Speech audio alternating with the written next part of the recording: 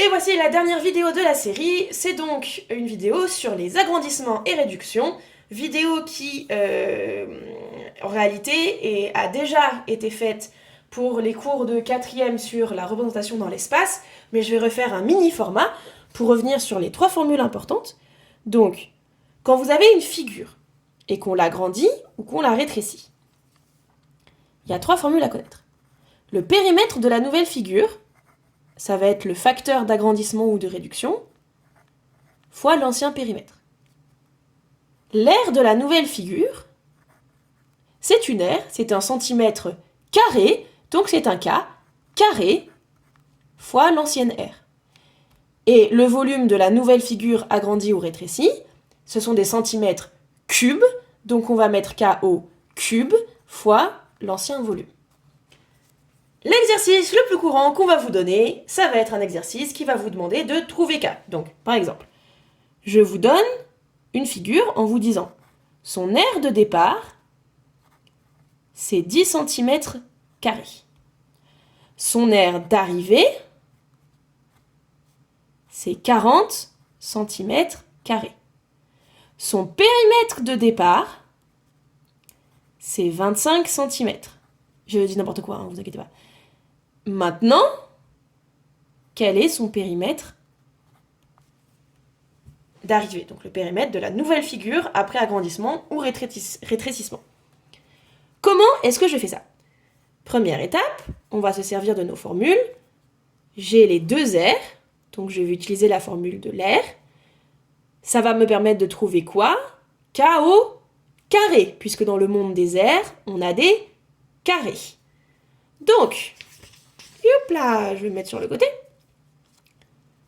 Je vais prendre, donc pour trouver K au carré, il faut diviser pour qu'il soit tout seul.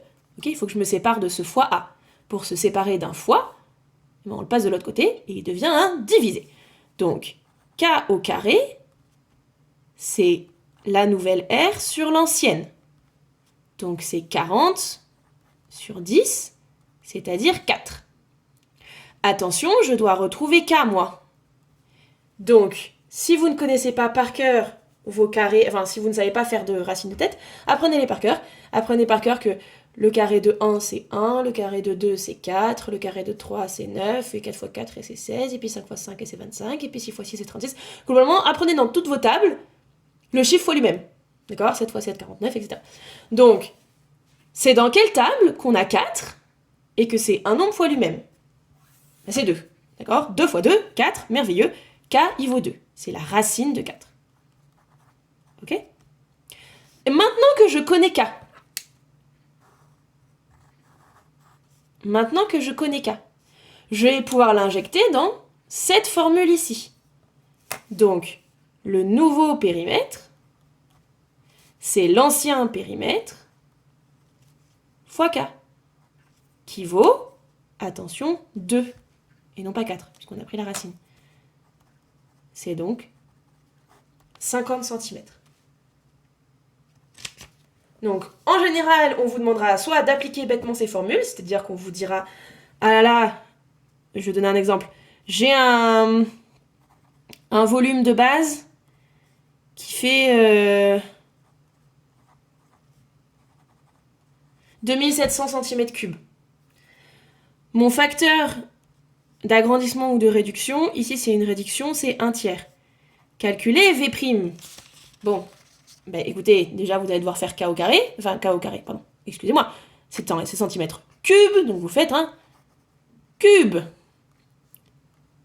Donc première étape, on calcule K au cube. Donc c'est K fois K fois K. 1 fois 1 fois 1, 1. 3 fois 3, 9 fois 3, 27.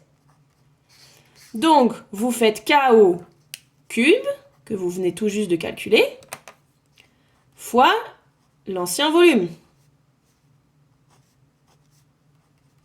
Ce qui fait 100. Le nouveau volume, c'est 100 cm3. Donc, soit on vous demandera d'appliquer la formule de manière bête et méchante en vous servant, donc on vous donne 2 valeurs, il faut trouver la troisième. D'accord? Ça peut être retrouver V, ça peut être plein de choses. Soit on vous demandera, comme ici, de trouver K, on vous demande de valeurs. En fait, c'est toujours le même principe. Hein. On vous donne 2 valeurs, il faut trouver la troisième. Et il y a une petite étape en plus où on vous dit, servez-vous de cette troisième valeur pour appliquer la formule. Donc en fait, cette étape-là, c'est exactement la même que là. Une fois que vous avez K, il suffit juste d'appliquer les formules.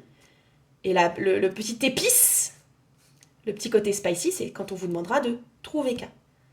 Donc ça, c'est tout ce qu'il y a à savoir sur agrandissement et réduction, sachant que ces 3 formules, il faut les apprendre par cœur.